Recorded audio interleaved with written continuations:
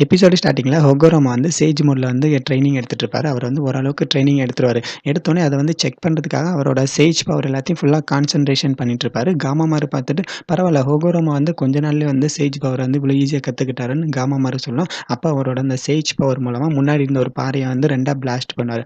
ஹொகோரோமா blast பண்ணோனே, இங்கேருந்து ஒரு தவளை வேகமா ஓடி வரும். அது என்னன்னா மெசேஞ்சர் தவளை. அது வந்துட்டு காகியா வந்துட்டாங்கன்னு சொன்னோனே, இவங்களுக்கு வந்து கொஞ்சம் ஷாக்கா இருக்கும். ஆஹா! காகியா வந்துட்டாங்க. அடுத்து என்ன பண்ண போறாங்கன்னு தெரியலையேன்னு காமாமாரு ஹொகோரோமா கிட்ட பேசிட்டு இருக்கோம். ஹொகோரோமா ஊருக்கு வருவாரு. ஊருக்கு வந்தோனே அங்க இருந்த மக்கள் எல்லாரையும் வேற ஒரு இடத்துக்கு வந்து அனுப்பிட்டு இருப்பாங்க. அங்க இருந்த மக்கள் எல்லாரும் பக்கத்து ஊருக்கு வந்து போயிட்டுருப்பாங்க. அப்ப அந்த ஒரு பாட்டிமா வந்துட்டு தேங்க்யூன்ற மாதிரி அவங்களுக்கு வந்து விஷ் பண்ணிட்டு போயிட்டுருப்பாங்க. ஹொகோரோமா இத பார்த்துட்டு, ச்சே! என்னோட மக்கள் எல்லாரும் என்னோட ஊர விட்டு போறாங்க. இது வந்து எவ்வளோ நாளைக்கு இப்படியே நடக்க போகுதுன்னு தெரியலேன்னு ஃபீல் பண்ணிட்டு இருப்பாங்க. அப்ப காமாமாரு வந்துட்டு, ஓகே ஒண்ணும் பிரச்சனை இல்ல. நீ வந்து உன் அம்மா கூட பேட்டில் பண்ண போற. ஸோ கொஞ்சம் கேர்ஃபுல்லா இரு. காகியா உன்னோட ரொம்ப ஸ்ட்ராங்கான ஒரு ஆப்பனன்ட்டுன்னு காமாமாரு சொல்லிட்டு அதோட வாய்க்குள்ள வந்து கைய விடும். கைய விட்டுட்டு உள்ள இருந்து ஒரு டேக் பேப்பர் மாதிரி எடுக்கும். அந்த பேப்பர எடுத்துட்டு ஹொகோரோமா கிட்ட குடுக்கும். இது என்ன டேக் பேப்பர்ன்னு ஹொகோரோமாவும் கேட்பாரு. இது வந்து பார்த்தீங்கன்னா, என்னோட முன்னோர்கள் அவங்களோட சேஜ் பவர வந்து பார்த்தீங்கன்னா, இந்த டேக்ல வந்து ஃபுல்லா வச்சிருக்காங்க. அவங்க அவங்களோட உயிர குடுத்து இந்த பவர வந்து சேவ் பண்ணி வச்சிருக்காங்க. இந்த பவர் வந்து நீ ஒரே ஒரு டைம் மட்டும் தான் யூஸ் பண்ண முடியும். நீ காகியாவோட பேட்டில் பண்ணும்போது உன்னோட உயிருக்கு வந்து ஒரு ஆபத்து வரும். அந்த ஆபத்து வரும்போது இந்த டேக்க யூஸ் பண்ணிக்கோன்னு ஹொகோரோமா கிட்ட அந்த டேக் பேப்பர குடுக்கும். அவரும் வந்து பார்த்தீங்கன்னா, ஓகேன்னு சொல்லிட்டு உள்ள மெதுவா போவாரு. ஹொகோரோமா அந்த டேக்க வாங்கிட்டு மெதுவா உள்ள போவாரு. உள்ள போய் பார்த்தா அவங்களுக்காக வெயிட் பண்ணிட்டு இருப்பாங்க. "வா ஹொகோரோமா என்ன பண்ணிட்டு இருக்கேன்னு?" காகியா கேட்பாங்களா? அப்ப ஹொகோரோமா வந்துட்டு, "ரிச்சுவல்ன்னு சொல்லிட்டு என்னம்மா பண்ணிட்டு இருக்கீங்க? ஆல்ரெடி எல்லா மக்கள் வந்து இறந்துட்டு இருக்காங்க. இதுதான் உங்களோட பிளானா? ஆக்சுவலி நீங்க எங்க இருந்து தான் வந்திருக்கீங்கன்னு?" ஹொகோரோமா வந்து அவங்க கிட்ட ரொம்ப கோவமா பேசுவாங்க. அப்ப காகியா வந்துட்டு, "என்னால எல்லாரோட ஃபீலிங்ஸையும் புரிஞ்சுக்க முடியும். ஓ! அப்ப நீ வந்து அந்த சின்ன பொண்ண லவ் பண்றன்னு?" அவங்க கேட்பாங்களா? "நான் வந்து அந்த பொண்ண மட்டும் லவ் பண்ணல. இந்த ஊர்ல இருக்க எல்லா மக்களையும் தான் நான் லவ் பண்றேன். எதுக்காக இப்படிலாம் பண்ணிட்டு இருக்கீங்கன்னு?" அவங்க சொல்லுவாங்க. "லவ் தாம்மா முக்கியம். லவ் வச்சுட்டு தான் எல்லாத்தையும் பண்ண முடியும்னு" ஹொகோரோமா சொல்லுவாரு. லவ் மட்டும் முக்கியம் இல்ல. அதுக்கான பவரும் நமக்கு வேணும். அந்த பவர் இருந்தா மட்டும் தான் நம்மளால இந்த உலகத்த ஆள முடியும்னு அவங்க சொல்லுவாங்க. என்ன தேடிட்டு நெறைய பேர் வருவாங்க. அவங்களுக்கு வந்து இந்த லவ்லாம் வந்து பெருசா தெரியாது. அவங்களுக்கு வந்து பவர் மட்டும் தான் பெருசா தெரியும். அவங்க வரும்போது இந்த மாதிரிலாம் பேசிட்டு இருக்க முடியாதுன்னு அவங்க சொல்லுவாங்க. அப்ப என்னம்மா நடந்துச்சுன்னு முன்னாடி கேட்பாங்களா? அப்ப வந்து என்ன வந்து முன்னாடி ஏமாத்துனாங்க. ஸோ என்ன ஏமாத்துனதுனால தான் நான் இந்த மாதிரி ஒரு சிச்சுவேஷனுக்கு தள்ளப்பட்டேன். இப்ப என்னோட பசங்களும் வந்து பார்த்தீங்கன்னா, என் கூட நிக்காம எனக்கு ஆப்போசிட்டா நிக்கிறாங்க. நீங்க எல்லாரும் என்னோட பவர்லேருந்து தான் வந்தீங்க. இப்ப எனக்கு ஆப்போசிட்டாவே இருக்கீங்க. இதுக்கப்புறம் வந்து பார்த்தீங்கன்னா, நான் உங்கள சும்மா விட மாட்டேன். என்னோட பவர் வந்து எனக்கு வேணும். ஸோ நீங்க 2 பேரும் ஒழுங்கு மரியாதை என்கிட்ட வந்துருங்கன்ற மாதிரி காகியா ஹொகோரோமாவ பார்த்து பேசுவாரு. அப்ப ஹொகோரோமா வந்துட்டு, "இல்லம்மா என்னால முடியாது. நான் இத வந்து எப்படியாவது ஸ்டாப் பண்ணி தான் ஆவேன்னு" அவங்க பேசிட்டு இருப்பாங்க. அப்ப காகியா வந்துட்டு முன்னாடி பேசுவாங்க. பேசிட்டே இருக்கும்போது பின்னாடி இருந்து ஹாமுரா ஜம்ப் பண்ணி வந்துட்டு ஹொகோரோமா கிட்ட ஃபைட் பண்ணிட்டு இருப்பாங்க.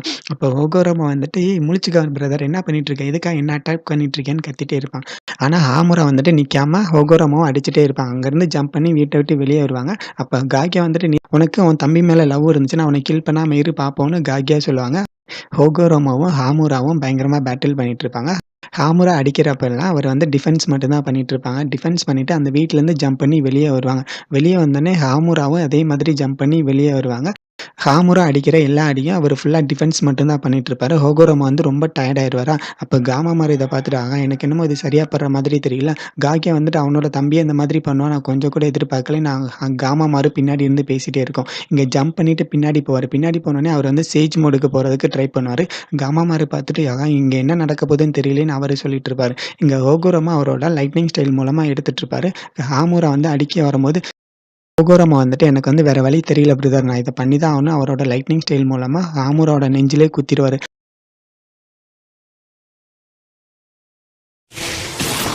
ஹோகோரமா ஹாமுராவ நெஞ்சில குத்துனோனே அவருக்கு அந்த டைம்ல ரினிகனும், மங்கெக்யோ ஷரிங்கனும் அவைக்கன் ஆகும். அப்ப அவரு மெதுவா அப்படி கீழ விழுவாரு. கீழ விழுந்தோனே ஹாமுரா வந்து முழிச்சு பார்ப்பானா, "என்னாச்சு பிரதர்? நான் என்ன பண்ணேன்ற?" மாதிரி அவன் கேட்பானா, ஹாமுரா முழிச்சு பார்த்துட்டு, "என்ன பிரதர் நான் வந்து உன்னையே கில் பண்ண வந்துட்டேனே! என்ன நடக்குதுன்ற?" மாதிரி கொஞ்சம் கன்ஃப்யூஷனா இருப்பாரு.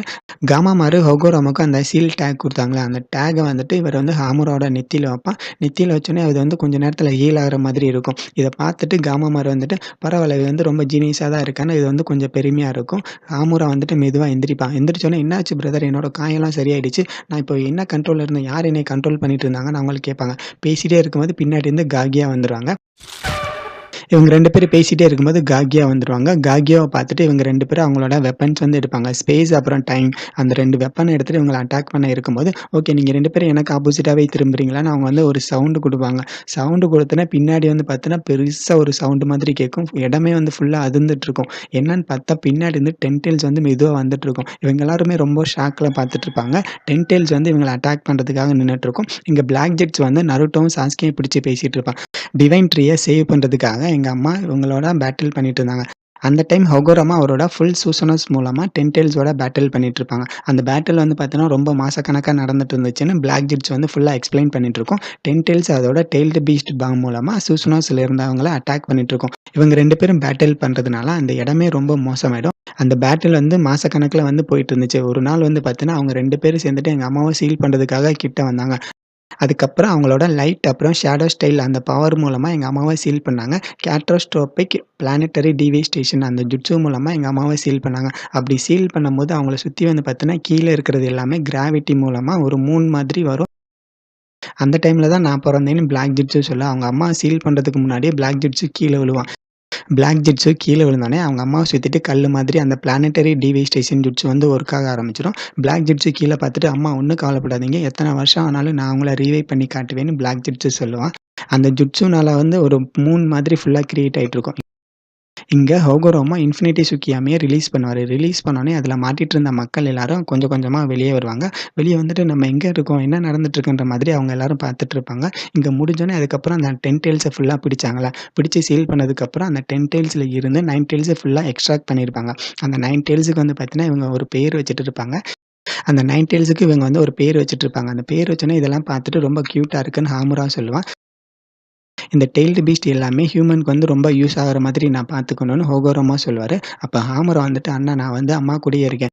அண்ணா அம்மா என்ன கண்ட்ரோல் பண்ணும்போது அவங்களோட கான்ஷியஸ் வந்து எனக்கு கொஞ்சம் தெரிஞ்சுச்சு. அவங்க வந்து நம்ம மேல ரொம்ப பாசம் வச்சிருந்தாங்க. நம்மள நெனச்சு ரொம்ப பயந்துட்டே இருந்தாங்க. அதனால தான் அவங்க இந்த மாதிரி பண்ணிட்டுருக்காங்க. எனக்கு தெரிஞ்சு அம்மா தனியா இருக்கிறத விட நான் வந்து அவங்க கூட போய் இருக்கேன். ஸோ நான் வந்து எப்பலாம் வர முடியுமோ நான் அப்பலாம் வரேன். நீ வந்து உன்ன பார்த்துக்கோன்னு நீ வந்து உன்ன நல்லா பார்த்துக்கோன்னு" ஹாகுமுரா வந்துட்டு ஹோகோரோமா கிட்ட பேசிட்டு, "ஓகே அண்ணா நான் வந்து போயிட்டு வரேன்ற" மாதிரி ஒரு கீழ வந்து ஒரு சீல் மாதிரி இருக்கும். அந்த சீல் வந்தோனே ஹாமுரா வந்துட்டு அவங்க அம்மா எங்க இருந்தாங்களோ அந்த இடத்துக்கே போயிருவாங்க. "ஓகே நான் போயிட்டு வரேன்ற" மாதிரி அவங்களும் சொல்லுவாங்க. அப்ப ஹோகோரோமா வந்துட்டு, "ஓகே அடிக்கடி திருப்பி வான்ற" மாதிரி ஹோகோரோமாவும் பேசுவாங்க. அந்த டைம் வந்து பார்த்தீங்கன்னா, நான் பிறந்ததே ஹோகோரோமாக்கே தெரியாது. ஸோ நான் இருக்கிறது வந்து யாருக்குமே தெரியாதுன்னு பிளாக் ஜிட்ஸ் வந்து பேசிட்டு இருக்கும். அதுக்கப்புறம் ஹோகோரோமாக்கு 2 பேர் பொறந்தாங்க. இந்திரா அண்ட் அசுரா. அதுக்கப்புறம் வந்து டிவைன் ட்ரீ வந்து எனக்கு வேணும்ல. ஏன்னா டிவைன் ட்ரீ மூலமா தான் நான் எங்க அம்மாவ ரீவைவ் பண்ண முடியும். அதனால வந்து நான் தேர்ந்தெடுத்த ஆளுக தான் உச்சியா. உச்சியா கிளான் ஆளுங்க மட்டும் தான் வந்து பார்த்தீங்கன்னா, என்னால ஈஸியா கண்ட்ரோல் பண்ண முடியும். நான் கண்ட்ரோல் பண்ணிட்டு எனக்கு தேவையானத நான் வந்து செயல்படுத்த முடியும்னு பிளாக் ஜிட்ஸ் சொல்லும். "ஓ! அப்ப அதுக்காக தான் எங்கள ஃபுல்லா டார்கெட் பண்ணிட்டு இருக்கியான்னு?" சாஸ்கே கேட்பான்.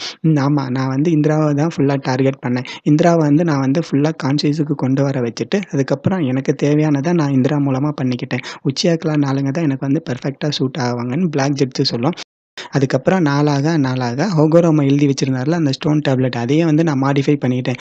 அத பார்த்து நீங்க எல்லாருமே உச்சியா கிளானுக்கு தான் அது வந்து ரொம்ப ஃபேவரா இருக்கும்னு நெனச்சுட்டு, அதில போட்டிருக்கதையே வந்து நீங்க ஃபுல்லா ஃபாலோ பண்ண ஆரம்பிச்சுட்டீங்க. இந்திரா வந்து பார்த்தீங்கன்னா, அதுக்கப்புறம் மாத்ரா மாதிரி இருந்தான். ஸோ, அதுக்கப்புறம் இங்க ஆசுரா வந்து யாருன்னா செஞ்சு. ஸோ, இந்த 2 கிளானும் வந்து பார்த்தீங்கன்னா, எனக்கு வந்து ரொம்ப யூஸ் ஆகும். 2 கிளான் சேர்ந்தா மட்டும் தான் என்னால எங்க அம்மாவ ரீவைவ் பண்ண முடியும். அதுக்கப்புறம் வந்து நெறையா வருஷம் போயிடுச்சு. மேபி வந்து 1000 வருஷம் தாண்டியாச்சு. 1000 வருஷம் தாண்டி வந்து பார்த்தீங்கன்னா, என்னால எங்க அம்மாவ ரீவைவ் பண்ண முடியல.